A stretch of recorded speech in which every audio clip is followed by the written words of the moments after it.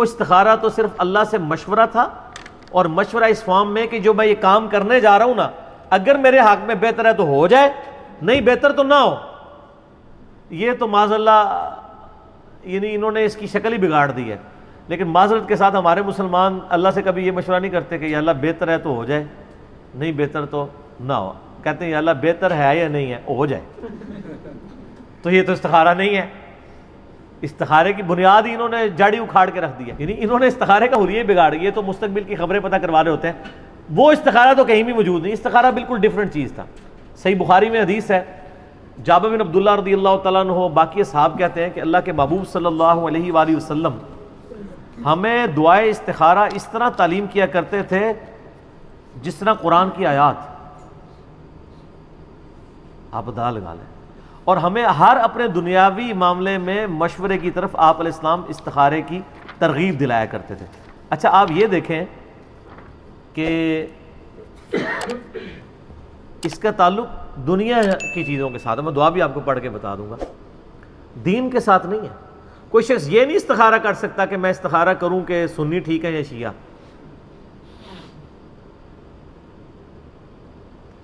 دین کے اوپر آپ کو علمی دلائل دیکھنے ہوں گے۔ بعض لوگ اس طرح کے استخارے بھی کر رہے ہوتے ہیں، اور ماشاءاللہ بریلوی استخارہ کرتے ہیں تو دیوبندی غلط نکلتے ہیں، دیوبندی استخارہ کرتے ہیں بریلوی غلط نکلتے ہیں، کیونکہ استخارہ وہ ہو ہی نہیں رہا ہوتا، وہ ان کا اپنا ایک آپ سمجھ لیں خود ساختہ قسم کا استخارہ ہوتا ہے، اس کا قرآن و سنت سے کوئی تعلق نہیں۔ پہلی بات کلیئر کر لیں، استخارے کا تعلق صرف دنیاوی معاملات کے ساتھ ہے، دنیاوی لین دین، دنیاوی کوئی شخص یعنی کاروبار شروع کرنا چاہتا ہے، کوئی اگرچہ یہ بھی الٹیمیٹلی دین میں آتا ہے لیکن دنیاوی معاملات کی بات ہو رہی ہے، عقائد کی نہیں۔ شادی کہیں کرنا چاہتا ہے، کوئی کسی کے ساتھ معاملہ کرنا چاہتا ہے، یہ والا دینی معاملات کو قرآن و سنت سے اخذ کیا جائے گا، اس میں استخارے کے اوپر رلائی نہیں آپ کریں گے۔ میں نے کئی دفعہ بتایا کہ ٹیکسلا میں ایک بھائی تھے تو وہ کہتے ہیں میں استخارہ کر کے قادیانی ہو گیا ہوں، مجھے اشارہ ہوا آپ قادیانی ہو جائیں۔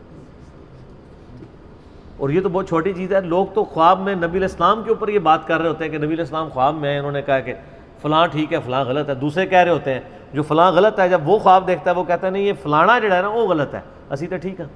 یہ جو حدیث ہے نا جی، میں استخارے کے اوپر جو حدیث ہے صحیح بخاری اور صحیح مسلم دونوں کے اندر یہ حدیث موجود ہے، اور مشکات المصابی میں آپ کو جو نفلی نماز کا چیپٹر ہے نا اس کے اندر آپ کو یہ استخارے والی حدیث مل جائے گی۔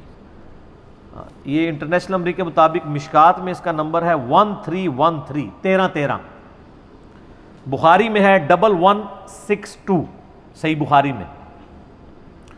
جابر بن عبداللہ کہتے ہیں رسول اللہ صلی اللہ علیہ وآلہ وسلم معاملات کے بارے میں ہمیں اس اہتمام کے ساتھ استخارہ سکھاتے جس طرح آپ ہمیں قرآن کی سورت سکھاتے تھے۔ آپ صلی اللہ علیہ وآلہ وسلم فرماتے تھے جب تم میں سے کوئی کسی کام کا ارادہ کرے تو فرض کے علاوہ 2 رکعت نفل پڑھے، یعنی عشاء کی نماز کے بعد 2 نفل پڑھ لے یا جس وقت بھی، آسانی ہے۔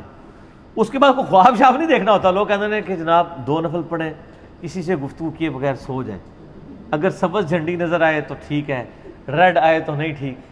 سر یہ کہیں بھی دنیا کی کسی حدیث کی کتاب میں یہ بات نہیں لکھی ہوئی، کوئی جھنڈی جھنڈی نظر نہیں آنی، کوئی خواب کی گارنٹی نہیں ہے کہ خواب آنا ہے، صرف یہ ہے کہ اللہ تعالیٰ اس معاملے کو آپ کے لیے آسان کر دے گا یا اس معاملے سے آپ کو دور کر دے گا، وہی دعا کے اندر ہے۔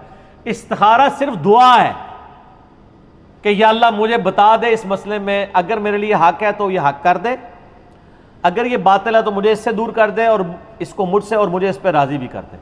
اس کے لیے آپ کو کوئی بیل کی آواز نہیں آنی، کچھ بھی نہیں آنا، یعنی وہ معاملہ خود بخود، یعنی آپ رشتہ کہیں کرنے جا رہے تھے، آپ نے دعائے استخارہ مانگ لی تو اگر وہ آپ کے لیے بہتر نہیں تھا تو انشاءاللہ وہ رشتہ ٹوٹ جائے گا۔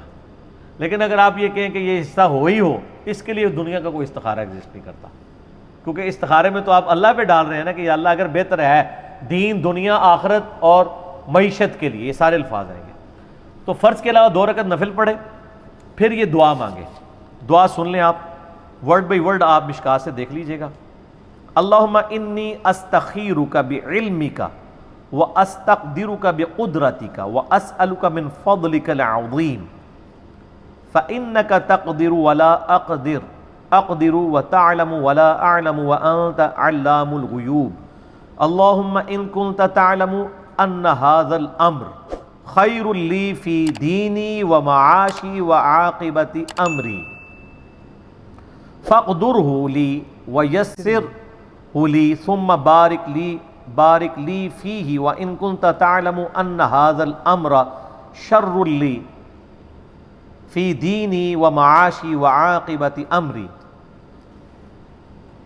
اور پھر آگے الفاظ ہے فاصرفہ عنی واصرف عنہ وقدر لی الخیر حیث کان ثم ارضنی بہ. زبردست الفاظ ہے. اے اللہ تعالیٰ میں تجھ سے تیرے علم کی مدد سے خیر مانگتا ہوں، تجھ سے تیری قدرت کے ذریعے قدرت مانگتا ہوں، اور میں تجھ سے تیرا فضل عظیم مانگتا ہوں. بے شک تو ہر چیز پر قادر ہے اور میں کسی چیز پر قادر نہیں. تو جانتا ہے جبکہ میں کچھ بھی نہیں جانتا، اور تو تمام پوشیدہ چیزوں کا جاننے والا ہے. اے اللہ اگر تو جانتا ہے کہ یہ کام جس کے لیے میں استخارہ کر رہا ہوں میرے لیے دین، میری زندگی اور میرے انجام کار یا میری آخرت کے لیے بہتر ہے، تو اسے میرے لیے مقدر کر، آسان کر، اور پھر اس میں میرے لیے برکت بھی پیدا فرما. اور اگر تیرے علم میں یہ کام میرے لیے، میرے دین، میری زندگی اور میرے انجام کار یا میری آخرت کے لحاظ سے برا ہے تو اسے مجھ سے دور کر دے اور مجھے اس سے دور کر دے، اور میرے لیے خیر و بھلائی مقدر فرما، وہ جہاں کہیں بھی ہو، پھر مجھے اس کے ساتھ راضی کر دے. یہ پڑھنے کے بعد نبی علیہ السلام فرمایا پھر اپنی حاجت کا نام لے، اگر وہ رشتے کے لیے کر رہا ہے، جس کے لیے بھی. یہ اردو ترجمہ بھی آپ پڑھ سکتے ہیں، عربی دعا ضروری نہیں آپ پڑھیں، یہی ترجمہ پڑھ لیں، اپنے الفاظ میں بیان کر لیں. اس کے بعد کچھ نہیں لکھا ہے، کوئی جھنڈی نظر آئے گی، رنگ نظر آئے گا. یہ صرف دعا ہے کہ اللہ تعالیٰ کے آپ سپرد اپنے معاملے میں کرتے ہیں. اگر آسانی ہے اس میں میرے لیے آسانی کر دے، مشکل ہے تو اس کام کو روک دے، رکاوٹیں ڈال دے. ہم کس لیے کر رہے ہوتے ہیں کہ رکاوٹیں ہٹائی جائیں، اس کے لیے کر رہے ہوتے ہیں. یا کبھی کہیں سے جان چھڑانی ہو تو خام خواہ کہتے ہیں استخارہ کی طرف جواب ہی صحیح نہیں آیا. صحابہ کو تو کبھی جواب نہیں آیا استخاروں کا، یہ آپ نے خود کہانیاں بنائی ہوئی ہیں. اور آن لائن استخارے تو آپ کو پتہ ہے وہ تسبیح سے بھی استخارہ کرتے ہیں، وہ باقاعدہ انہوں نے تسبیح ہاتھ میں پکڑی ہوتی ہیں. وہ نا یہ ہم نے خود بھی چونکہ دیکھے بھی ہوئے ہیں، کیے بھی ہوئے ہیں اللہ کے فضل سے، اللہ معاف کرے. اچھا وہ کہتے ہیں جی وہ جو استخارہ کرنے والے وہ کہتے ہیں آپ تسبیح ہاتھ میں پکڑ لیں تو آپ اپنی وہ چیز بیان کریں. تو وہ جو بندہ استخارہ کرنے والا ہے نا وہ اپنے ذہن میں اس کو نا سوچتا ہے اور دوسرے سے استخارہ کرا لے. حالانکہ یہاں استخارہ آپ نے خود کرنا ہے اپنے لیے، کسی سے تو آپ کروا ہی نہیں سکتے، کیونکہ مسئلہ تو آپ کا اس میں تو سارے سیکھے ہیں میرے لیے تیرے لیے کہ تو گزمانوں کا جتنے مرضی تھا منو کے لینا دینا، میں اپنے ہی بات کروں گا. تو وہ پھر استخارہ جب کراتے ہیں نا، یہ جو آن لائن استخارہ ہے نا وہ اس طرح ہی ہو رہا ہوتا ہے. وہ پیچھے بیٹھے ہوئے تسبیح پکڑے ہوئے ہوتے ہیں، وہ اگر تسبیح کہتے ہیں ایسے ہل پڑے تو اس کا مطلب ہے ہاں، اور اگر ایسے ہلے تو اس کا مطلب ہے نا. آپ ہنس رہے ہیں، آپ جا کے پوچھ لیں. نہیں ہلتی خود بخود ہے، وہ تو یہی کہتے ہیں خود بخود ہلتی ہے، ہل پڑتی ہے ویسے. پتہ کیوں؟ ظاہر ہے یہ کتنی دیر آپ سیدھا اس کو پڑھ کے رکھیں گے، ہلکا ہاتھ جنبش کھا ہی جاتا ہے نا، کہیں نہ کہیں جائے گی. ہاں تو باقی ان کا تو کوئی اعتبار نہیں ہے، جو بھی ایسے کر دیں اس کی تو کچھ کرنے کی ضرورت نہیں. میں آپ دیکھیں، میں آپ کو یہ ہاتھ لائے بغیر اس کو لا کے بتا دیتا ہوں. یہ دیکھیں آواز ہل رہی ہے، نہیں میں ہلکی سی جنبش دے رہا ہوں، وہ آپ کو نظر نہیں آ رہی. ٹھیک ہے، تو وہ اس طرح استخارے ہوتے ہیں. یہ سب کا سب جو ہے نا وہ دھندا ہے پیسے کمانے کا.